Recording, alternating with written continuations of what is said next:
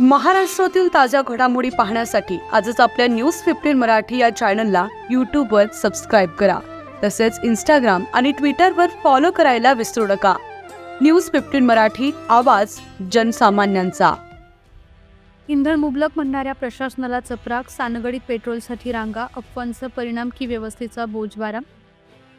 भंडारा जिल्ह्यात प्रशासन इंधन मुबलक आहे असा दावा करत असताना प्रत्यक्षात साकोली तालुक्यातील सानगडी येथे पेट्रोल पंपावर पूर्णपणे वेगळं चित्र पाहायला मिळतंय.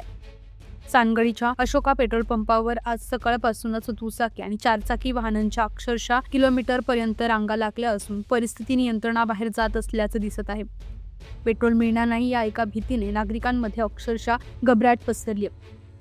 प्रशासनाच्या आव्हानाला धाब्यावर बसवत लोकांनी पेट्रोल पंपावर धाव घेतली आणि बघता बघता संपूर्ण परिसरात प्रचंड गर्दी उसळली. वाहतूक कोंडी, गोंधळ आणि तणावपूर्ण वातावरणामुळे सामान्य नागरिक त्रस्त झाले आहेत. परिचय सांगा. माझे नाव अशोक पंढरीनाथ लिचडे. मी अशोका पेट्रोलियम सानगडीचा डीलर आहे. सध्या परिस्थितीत पेट्रोल उपलब्ध आहे आमच्याकडे, तसं काही तुटवडा पडणार नाही.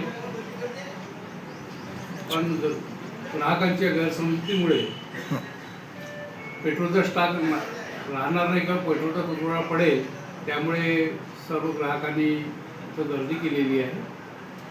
पण तशी परिस्थिती आता सध्या परिस्थितीत नाही. काय तुम्ही आवाहन करा नागरिकांना काय आवाहन करा? नागरिकांनी हे सांगणे आहे की त्यांनी अतिगर्दी किंवा करू नये. स्टॉक आहे, सध्या परिस्थिती आहे स्टॉक, तरी गैरसमज करता कामा नये.